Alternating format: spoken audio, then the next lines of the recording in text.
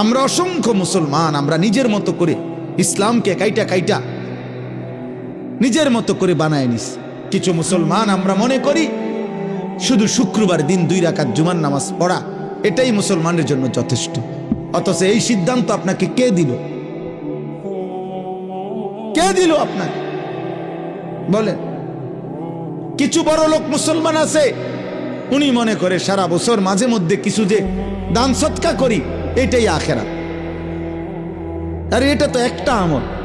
আমারে কত বড় লোক আছে এরম বলে, হুজুর কোটি কোটি টাকার মারি, দোয়া করবেন গ্রামে একটা এতিমখানা দিছি 60 জন এতিম খায়, এই যে বেহেস্তের বুঝ করে রাখছে।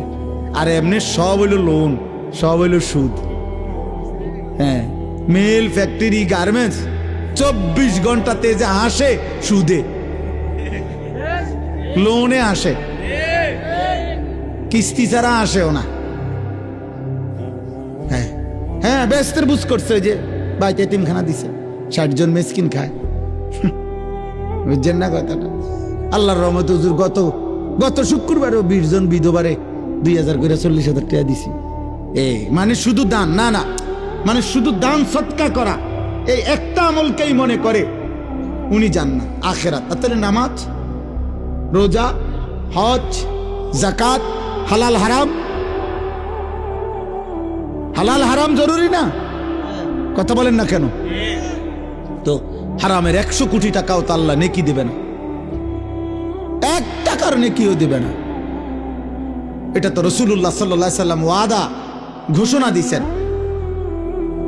ওয়ালা সাদাকাতুন মিন গুলুলিন, হারামের কোন টাকা দিয়ে সাদাকা কবুল হয় না। খোদার কসম, নবীজির হাদিস, তিরমিজি শরীফের 1 নম্বর হাদিস, প্রথম হাদিস, লা তুকবালু সালাতুন বিগাইরি তুহুরিন, পবিত্রতা ব্যতীত কোনো নামাজ কবুল হয় না। ওয়ালা সাদাকাতুম মিন গুলুলিন, প্রতারণা, হারাম, ধোকার কোনো টাকা দিয়ে সাদাকা কবুল হয় না। তাইলে এই জন্য দোস্ত খণ্ডিত ইসলাম বুঝলে হবে না, যার যার মতো করে ব্যাখ্যা দিলে হবে না, যার যার মতো করে ব্যাখ্যা দিলে হবে না, অল্প অল্প করে যার যার মতো করে 2টা 4টা বানায় নিলে হবে না। এবং শুধু মুসলিম পরিচয় মুখে বললেই আখেরাতের মুক্তি মিলবে না।